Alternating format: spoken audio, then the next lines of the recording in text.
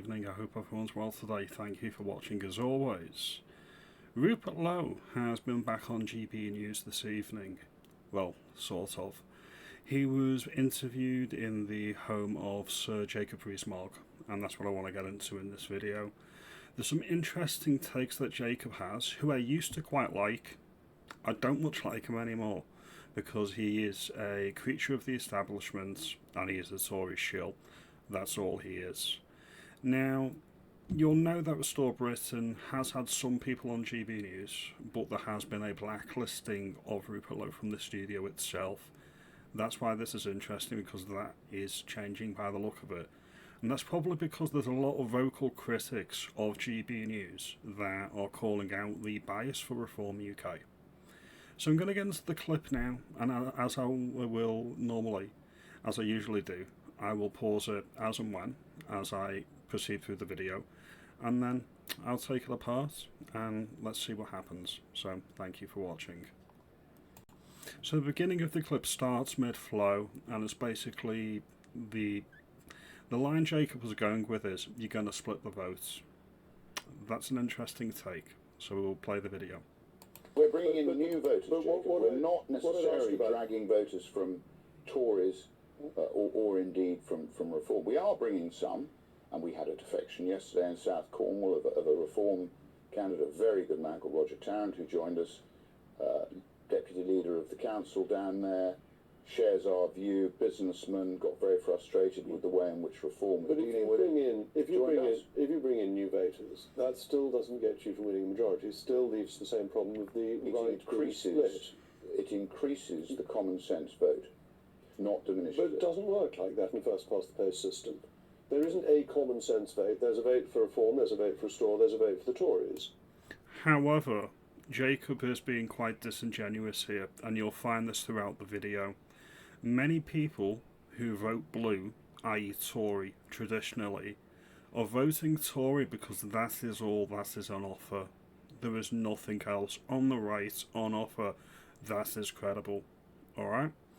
If you have Restore Britain engaging the disenfranchised voter, the person non-inclined to vote, for example, in the last general election there was only 59% turnout. Now, if you juxtapose that against how many turned out for the Brexit vote, that is just under 5 million people that you can grab the attention of and bring into the new party. That's what Restore Britain is aiming to do. They're aiming to tackle the person not inclined to vote or voted Brexit and decided, well, nothing really changed, I'm not going to vote again. That's your standing start for Restore Britain. Alright? Jacob was right, that isn't enough to win an election outright. However, it's a heck of a good start. If the three of them split the vote, we get a left-wing government. Well, it depends how many new voters you bring in. As you know, Keir Starmer won his majority on a 35% share of the vote. That's right, but if you take the turnout of the last election was just under 70%. It had fallen off. Just under 60%, he does misspeak here. But actually, 2019 was 70%. Well, there's a lot of people who haven't voted. 30%.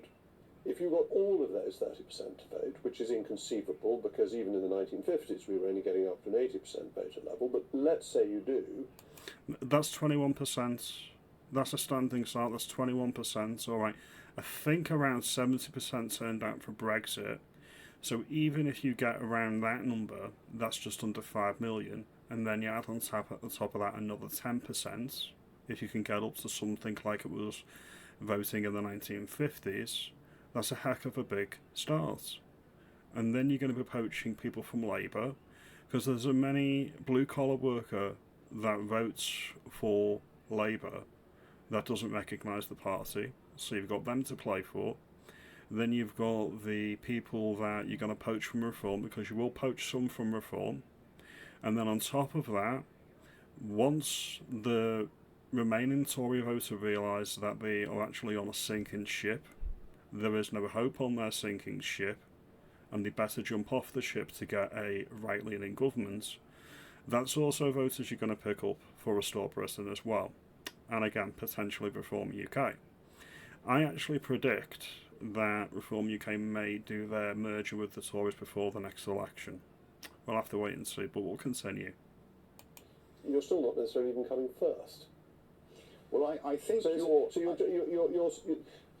I think even if you look at your argument, it's quite a recidivist argument. What you're saying is you shouldn't make your own offering which you think the people want, because you might cause a problem to the existing parties who've let them down. No, it's because I'm saying you don't have a chance of winning. But if the Tories win, Jacob, they've already had a play with an 80-seat majority. What did they do with it? You tell me. So hang on, Jacob's argument seems to be both at the same time. You're irrelevant, nobody knows who you are, and you're going to split the votes. This is the thing with establishment figures and establishment politicians, the deep-seated sense of entitlement. Nobody's entitled to my vote, not Farage, not Badenoch, not Rupert Lowe. Nobody's entitled to my vote, and that's the way it should be. Everything to play for. There's more than 3 years until the next election. These arguments from the tied establishment shills need to improve, or they're for the dustbin. They're for the dustbin. Well, it doesn't look as if the Tories can win. But what did they do with an 80-seat majority? Level, which what did they do? We left the European Union, which is quite important. Well, we played a part in that too. Well, you weren't in Parliament to play a part. I was in the European Parliament. The European Parliament, fortunately, was abolished when we left, from our point of view. I left the European Parliament at that time, so I know that. But you tell me, what did the Tories do with an 80-seat majority that you were proud of, other than that? We introduced the Free Speech Higher Education Bill. Which has been paused by the current Labour government, so you may have introduced a bill, but that's pretty much it. What about the Online Safety Act? Are you going to mention that at all, Jacob? Any word on that? I think that was introduced by your friend Nadine Dorries, was it not? Who's now in Reform UK. We began the process of deregulating. Why didn't you reverse all of the malign legislation that Tony Blair had passed? Because I had a bill to remove 5,000 EU laws, and unfortunately Rishi Sunak kiboshed it because he was hopeless. But Tory. What I'm trying to get on to is that actually if you reunite the right, it is not a one nation right. The one nation rump in the Tory party is now very small.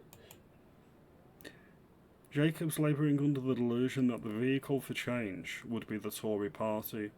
It's a busted flush, tarnished brand. Nobody is going to vote for it.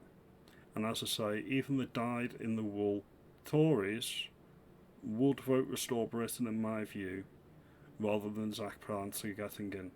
I remember, I think it was last year, the Merthyr Tydfil, I think it was the Merthyr Tydfil by-election down in South Wales. Jacob Rees-Mogg was actually saying to Tories in South Wales, we haven't got a shot in hell, hold your nose and vote Reform UK. That was in that by-election. Why wouldn't he say the same thing, or why wouldn't many Tory-minded voters say the same thing if the choice was between Restore Britain and the Green Party at the next general election? Again, many people will hold the nose and vote Reform UK at the next general election if Restore Britain don't make the gains they're expecting to, and the Tories don't make a miraculous comeback from the grave.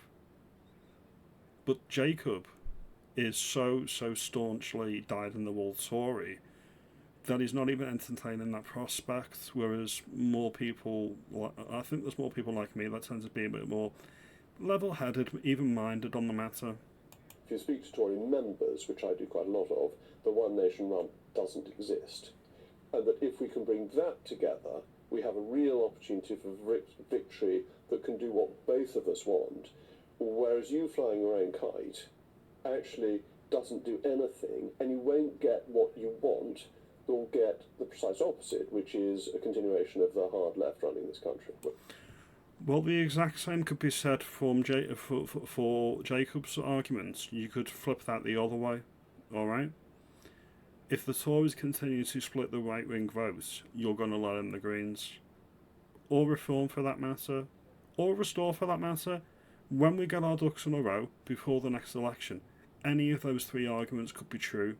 This is the undecided point at the moment. We do not know what's going on. I don't agree with that, Jacob. So, I mean, that's your opinion, and I'm intending to run as I'm running and doing what I'm doing. We're now actually we've sort of very powerful in the air war, which we're arguably the best at that of anybody in Parliament. Completely. They are the best shop in town when it comes to the social media ground game. If you look at the engagement rates for Restore Britain on social media, X, Facebook, whatnot, all other parties, all legacy media outlets are trailing Restore Britain. Now, yes, that is a very specific echo chamber, but everybody online has people that aren't online that they are friends and family members with. And who isn't online nowadays? I mean, let's just be real about that. Who's not actually online? I don't know many people that aren't online. Everyone's got smartphones now. You know, on all of our social media platforms, we are massive, bigger than most national newspapers by a long way. Facebook, X, LinkedIn, Instagram, TikTok, the whole lot. We cover the whole spectrum. But not everybody is on social media. No. So what's now happened since we launched the party in February, we've now got over 400 branches up and running. And if you came and saw the level of enthusiasm of real people fighting for local democracy, you would be astounded. Well, Rupert, thank you very much for giving quite so much of your time. As I say, I think we ultimately need to come together in the same sort of party. But I say that to Nigel as well, and neither you nor Nigel seem to be biting. But there we go. Rupert, thank you very much. So I'm going to leave this here. I'm going to leave this one here. In the local elections, as you know, only Restore Britain are only fielding candidates in Great Yarmouth. I think when you see people from Reform UK and the former Tory party MP Jacob Rees-Mogg making these types of arguments, they're very, very reductive and they're very basic. They're not taking into account a lot of the variables. And I think in that particular interview, Rupert Lowe came out head and shoulders above Jacob Rees-Mogg.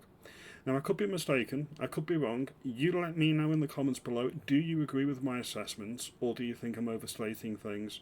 Is it a good thing that Rupert Lowe is getting back on GB News, albeit in Circuit Jacob's own home at the moment, or were they right to cancel him?